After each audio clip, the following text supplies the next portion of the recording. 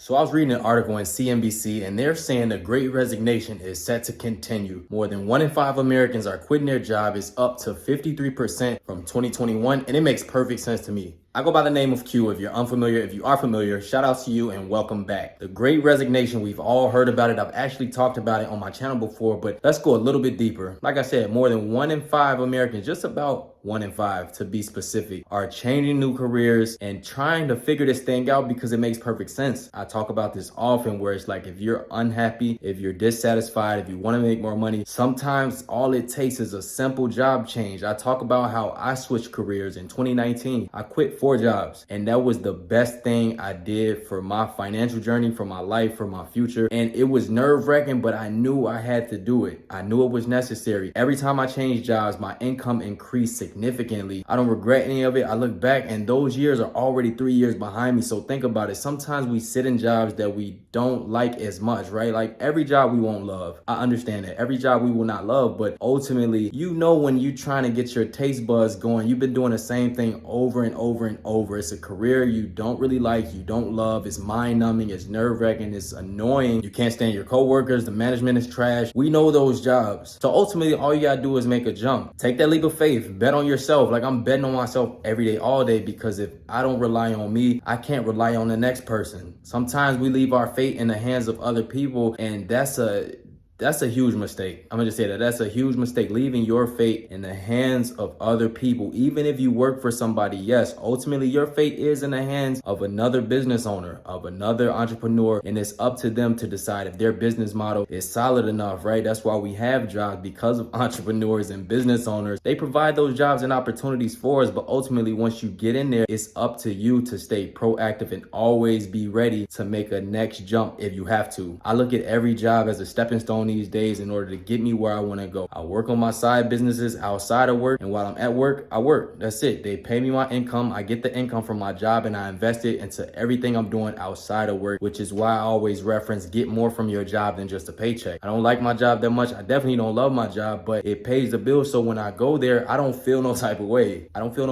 go there, get my money. It is what it is. I don't have to live with nobody there. I don't have to bring my work stuff home. You just keep it separate, right? Business and business, personal and personal. Never split the two. But people are still leaving. People are still feeling the pinch, right? I talked about this recession. I talked about how the inflation is impacting everybody. You go to the pump and you just your feelings are under attack. You're emotionally unstable at the gas pump because it's $6 a gallon. Downtown Chicago, it's just about $7 a gallon right now, and it's just like, all right, now my gas budget has exploded. My gas budget went up by $100. I'm not even gonna lie, over the last 3 weeks alone. So it's certain things that you have to do to not only hedge against inflation, but to put yourself further ahead, right? I always talk about being proactive versus being reactive. You have to have a good mix of both, but it's more important to be proactive. So never get too comfortable within these jobs. Never get too comfortable with where you are unless you're just completely balling. Then I can't tell you what to do, because if you got more money than me, if you're doing way better than me, well off financially, I have no say so in that. But if you're trying to come up, right? If you're in a situation where you just know, I need to make more money, I want to invest more money, but in order to invest more money, I have to increase my income. I want to do more leisure activities, right? I want to buy more things. I want to do, those type of things. If you want to do those type of things with your money, then ultimately, you know what you got to do. Complacency is something that a lot of people deal with. I've dealt with it personally, and it's just not fun.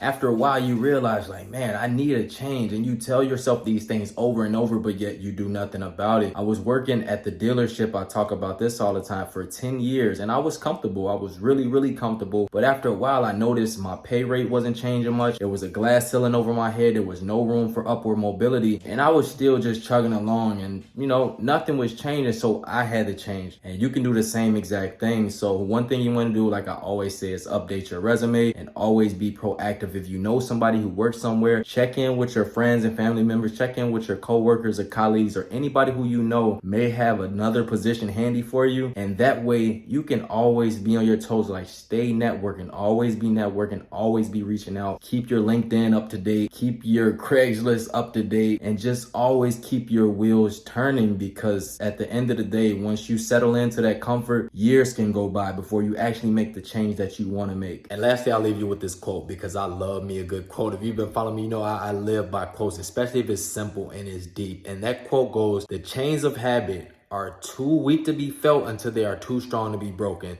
Now, we all have habits in our lives. Think about the things you don't even think about that's just second nature to you. How much thought goes into tying your shoes?